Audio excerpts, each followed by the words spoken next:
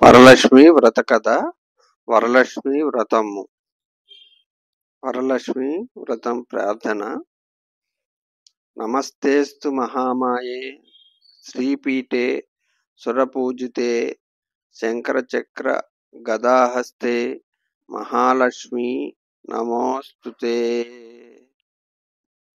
వ్రత విధి విధానం. తొలిత పసుపుతో గణపతిని చేసి పూజించి కలశంలోనికి వరలక్ష్మీదేవిని ఆవాహన చేసి షోడశోపచార పూజ తర్వాత అదాంగ పూజ చేయవలను. దాని తర్వాత అష్టోత్తర శతనామ పూజతో నామాలను చదివి ధూప దీప నైవేద్యాలను తాంబూలాలను సమర్పించి కర్పూర నీరాజనం మంత్రపుష్పం సమర్పించి మంగళహారతి ఇచ్చి తోర గ్రంథి పూజ చేసి తోరబంధన చేయవలను. ఆ నవసూత్రాన్ని కుడి చేతికి కట్టుకొనవలను. నవకాయ పిండి వంటలు పండ్లు మొదలైన వాటిని అమ్మవారికి సమర్పించి చివరగా వాయన దాన మంత్రం పఠిస్తూ ఒక ముత్తైదుకు తాంబూలం సమర్పిస్తూ ఆమెను మహాలక్ష్మిగా భావించి వాయనం ఇయ్యవలెను. తోరగంతి పూజ. 9 దారపు పోగులతో 9 ముడులు వేసి మధ్య మధ్య పంచపుష్పాలను కట్టి దానికి తోరగ్రంథి పూజ చేయవలను.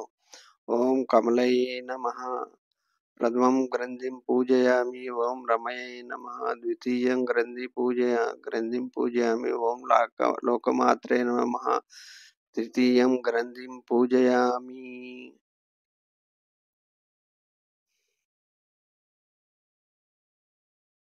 వరలక్ష్మి వ్రత కథ.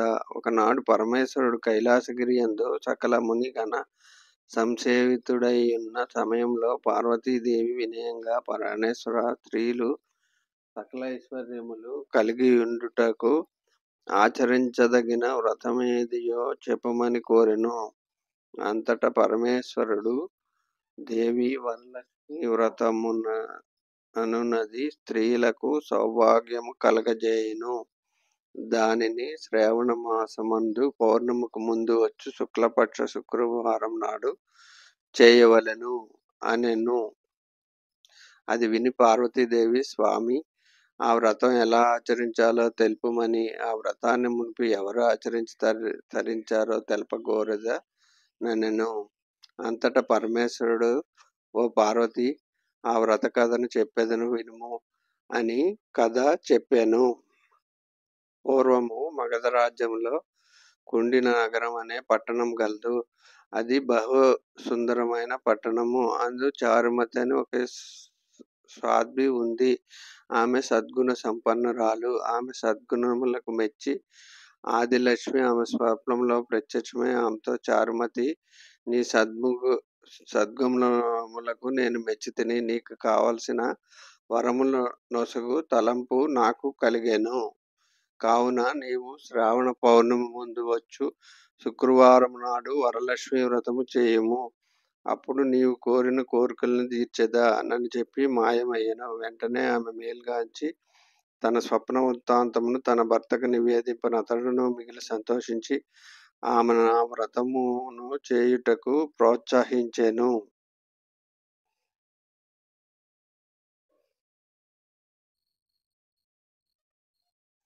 ఆ స్వప్న వృత్తాంతం తెలిసిన ఆ పట్టణ స్త్రీలు శ్రావణ మాసం కొరకు ఎదురు చూచుచుండిరి. అంతలో శ్రావణ మాసం వచ్చెను. అంతటి చారుమతి వారందరితో కలిసి నిర్ణీత దినమున స్నానాదులు ఆచరించి ఒక చేట ఆవు పేడతో అలికి బియ్యముతో మంటం ఏర్పరిచి మర్రి చిగుళ్ళు మొదలగు పల్లవులతో కలశం ఏర్పరిచి అందు వరలక్ష్మిని ఆవాహనం చేసి సాయంత్రం అయినంతనే అధిక భక్తితో లక్ష్మీ చీర సముద్ర రాజతనయం శ్రీరంగ దామేశ్వరీం దాశీభూత సమస్త దేవ వనితాం లోకైక దీపాంకరం శ్రీమన్మంద కటాక్షలబ్ధ వివాహ బ్రహ్మేంద్ర గంగాధరం స్వాం త్రిలోక్య కుటుంబిని సరసిజాం వందే ముకుంద ప్రియాం అని స్తుతించి 9 రంగులు గల తోరణం కుడి చేతికి కట్టుకొని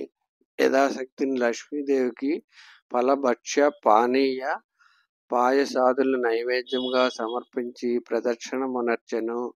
అట్లు వారు ప్రదర్శనము చేయుచుండగా గల్లు గల్లుమని ధ్వని వినిపించుటచే వారు క్రిందకి చూడగా వాళ్ళ కాళ్ళకు గజ్జెలు, అందెలు, మున్నగు ఆభరణములు కనిపించెను.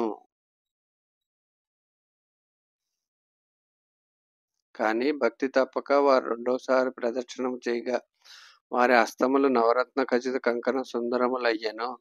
మూడవ ప్రదక్షిణము చేసిన వెంటనే వారి ఇండ్లు సకల సంపత్స సముద్రములు అయ్యెను. పిమ్మట చారుమతి వ్రతము చేయించిన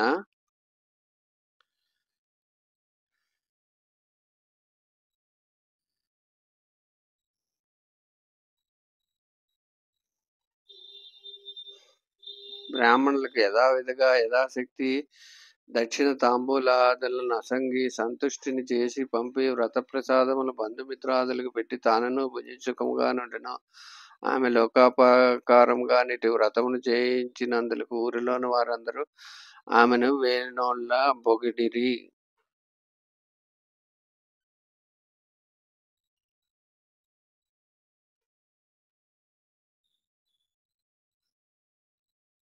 నాటి నుండి స్త్రీలందరూ ఆ వ్రతమును ప్రతి సంవత్సరము చేయుచుండిరి.